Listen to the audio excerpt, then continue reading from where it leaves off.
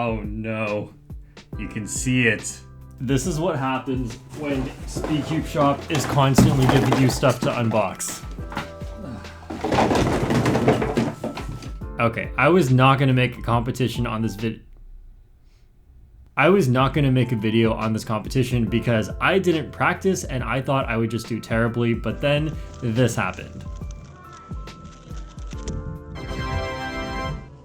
Okay, that's not why. This is why. And this. And this. And this.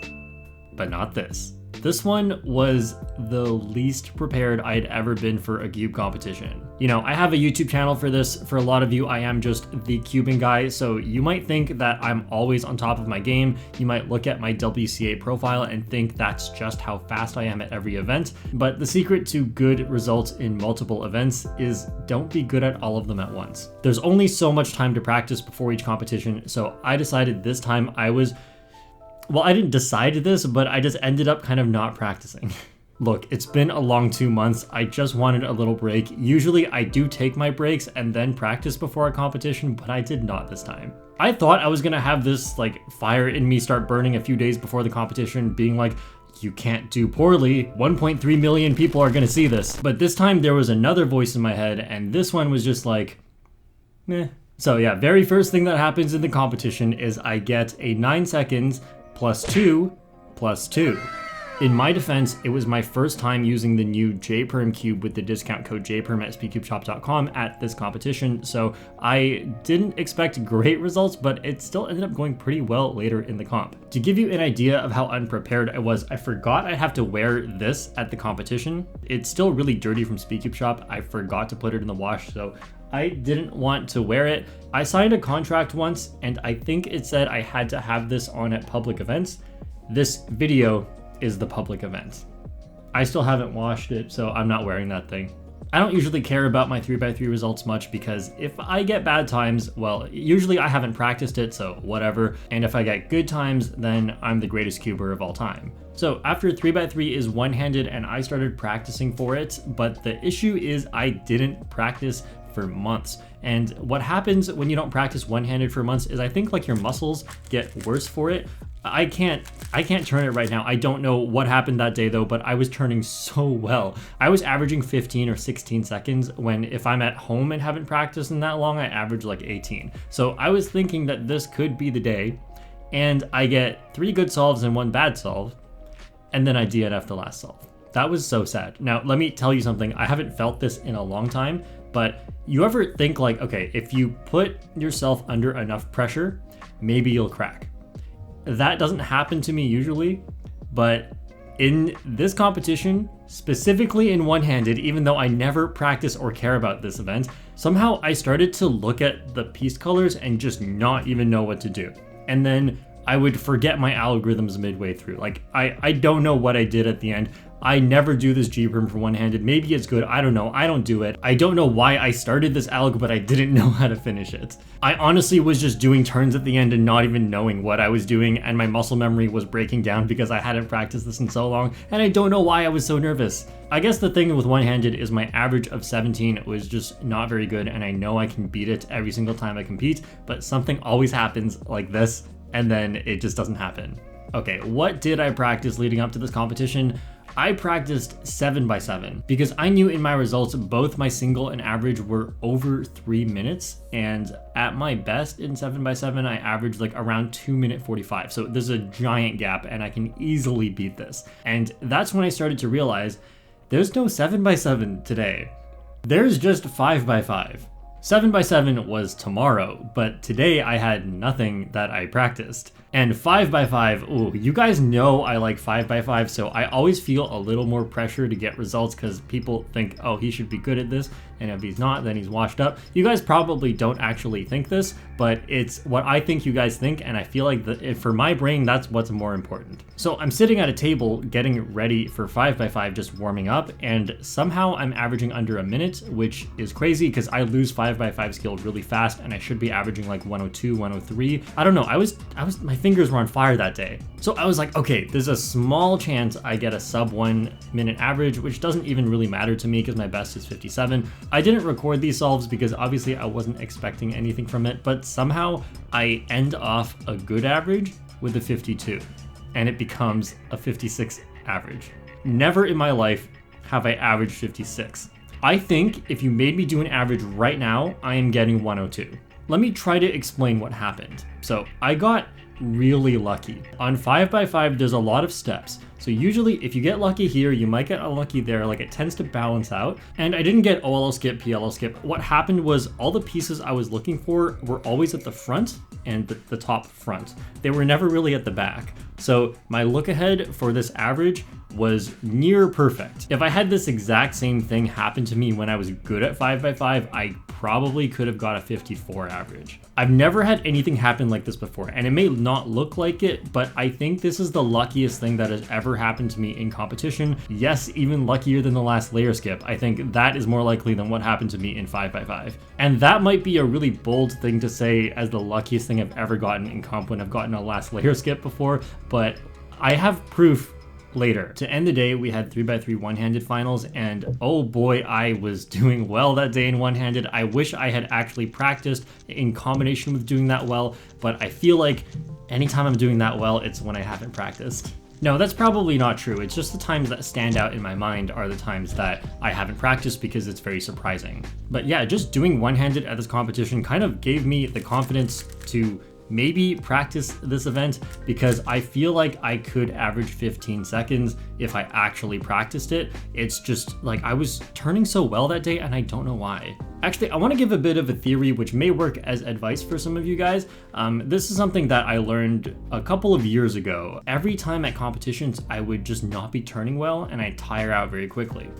What I realized was I would always over practice the day before because I'm so anxious about wanting to do well at the competition, and I want to just make sure I'm good at all the events I'm doing. But then it's hard to be good for 2 days straight if you're practicing that much, because it's just really tiring on your fingers. You don't always feel it because you can just turn harder, but it does tire out your fingers, and I think it tires out your brain too. It's just even harder to feel that. So what I've been doing is the day before a competition, I try not to cube. I try to schedule something else. It could be like sports, video games, hanging out with friends. It's just something to distract me from really wanting to cube and get good for tomorrow, because I know that if I do that, then I will be worse tomorrow. And actually, one of my best competition results ever was the 25-second blindfolded single. And for context, 25 was not like super duper amazing for me, but the reason this was huge was because I only got 3 chances in this competition to get a single solve, and I practiced for like over a year leading up to this, learned a new method, and this was my first time competing in blindfolded, actually being good, and on the second solve, I executed perfectly. That was one of the first times that a lot of practice actually led into a very good result right away. And the day before that competition, I was just playing badminton all day, and then afterwards my arms were tired, so I didn't want to cube. So I didn't cube at all. Anyway, that's just to say that sometimes less practice can mean better results. On the next day of the competition, we had 7x7. Yes, the only event I had actually done any solves for leading up to this competition. I just wanted to beat my 3-minute times. I ended up getting an average under 3 minutes, which was good enough for me, but my cube popped twice. And it didn't really affect things because on big cubes, if one centerpiece pops out, you're allowed to keep solving. But I do try to be more careful from there, because if I turn normally, then another piece can pop out. So it did slow me down a little bit, but it's not a big deal. I should probably tighten my cube. Next up was 3x3 blindfolded. And the issue with this is, if you don't practice blindfolded, you can get worse really, really fast. And that's especially true if you know the 3-style method, because unlike the simpler methods where you basically do a similar idea for every single piece you're solving, with 3-style, you use a different algorithm for every single combination of 2 pieces you're about to solve. So my friend Kevin Matthews, who I've talked about on the channel a few times, he beat me in the first round. And yes, your eyes don't deceive you. I normally average low 30s, but normally, I'm talking about when I practice, which is not normally. I normally don't practice this. I normally don't practice like any of the events. I was doing some practice in the competition. Like, don't try this at home. Don't try this in competitions. Don't practice during a competition trying to improve, because that is not the time for it. But It's like I wasn't just gonna go into my solves not having done a single blindfolded solve for months, so I had to practice, right? I had to do some solves because if I get an algorithm that I haven't done in 6 months and it's one of 800, then I am not going to be able to remember it. So as I was practicing, I was averaging like 50 seconds and it felt terrible, especially because blindfolded is just tough. Like the memorizing and then the recalling, it was really, really tiring. I go do my actual solves and I'm getting like 40s. And Kevin wins the first round with a 29, so I'm like, okay, I'm just trying to make sure I don't mess up so much that I lose to Max Jaw. By the way, if you don't know Max Jaw, square one world record holder, I feel like he only shows up to our competitions when there is square one, which also means he was there taking my free win from 7x7, but oh well. It's a story as old as time itself. Americans coming to Canada to stop me from winning competitions. I'll always remember what you did to me, Kevin Hayes. The other thing I wanted though was a blindfolded average. So once I got 2 successful solves, I really tried to safety the last solve, and if I was unsure about anything I memorized, try to go back and just check on it. And I don't know how this happened. Like, I don't even know what the error was. The cube is just so scrambled. Next up was the 5x5 final, and Jonathan was starting to get in my head because he wasn't gonna beat me. There was no way anyone was gonna beat me at 5x5 that competition. I mean, look at the difference in results. But also, I did really well the previous day, and if Jonathan does amazing the next day, like we did some races and he'd beat me like sometimes. The night before, he told me he was casting spells and trying to set a curse on me so that I lose 5x5, and obviously I didn't think much of it. So then before 5x5 final, we did a race in 5x5, and I was going to win by over 20 seconds. And he said he messed up really bad and had to redo a step, so I was like, oh, got this in the bag. But what I said was, oh no, you don't know, I could pop, right? Because that could always happen. It could be a really bad pop and I have to fix it. So I actually got a pop, and I got a 1 minute 20 second solve, which has not happened to me in like 4 years. And Jonathan beats me in that solve by like 2 seconds, and I'm like, I think the curse worked. Anyway, we do our solves and I beat him anyway. I get a 1 minute and 2 second average, which really felt normal to me. I don't really feel like I was messing up. I would stop the timer and be like, this felt normal. And then I'd look at the timer and be like, wow, that was bad. Which goes to show how lucky I got the day before. I wonder what would have happened if I actually practiced 5x5. Next up, 7x7 final. I was already satisfied with my results, but I knew I could beat my 2 minutes 50 something average, and I did by a lot. I was on a mission to beat Max Straw. I was like, it is my life destiny right now to beat Max Straw. I'm gonna hyper focus on 7x7. I mean, I try to do this every time, but this is the only time it worked. I felt like I was turning well. I felt like I was seeing all the pieces just right.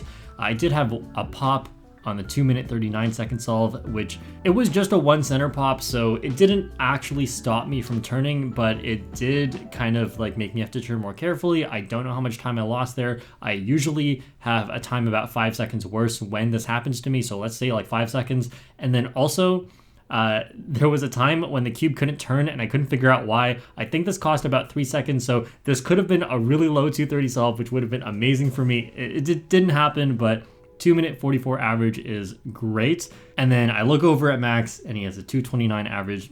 Can't beat that. But there was no time to worry about that because next is 3x3 blindfolded, and I could actually win this.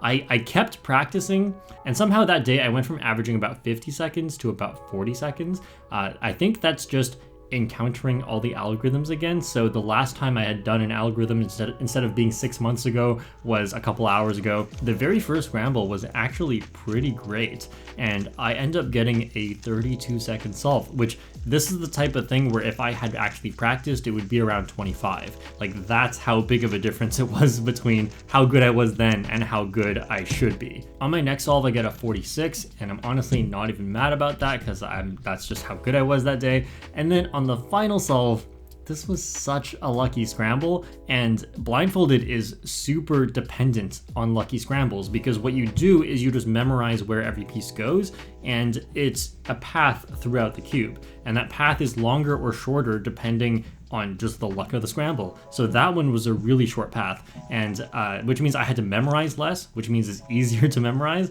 and that also means I have to do less in the solve. So it really makes a huge difference when the scramble is lucky. And what ends up happening is, honestly, I was asking for it. Like, this is the consequences of my own actions.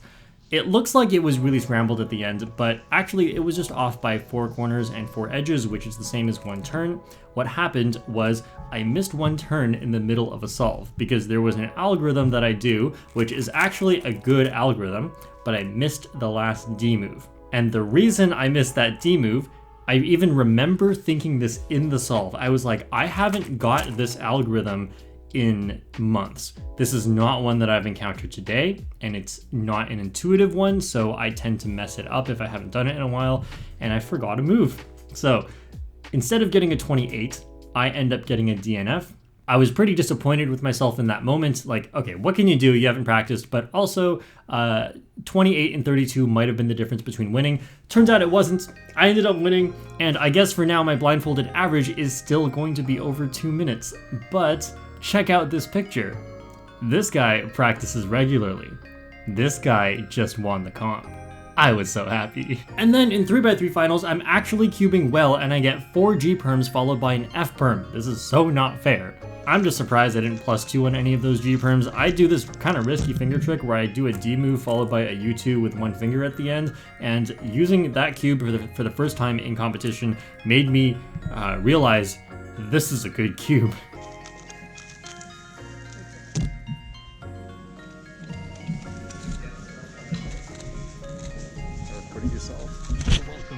Alright, so the moral of this story is, don't practice.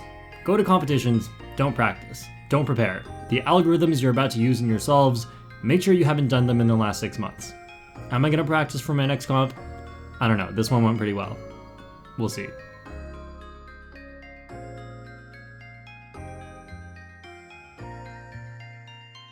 If you vlog it, that's a good idea, because I'm gonna be in it, right?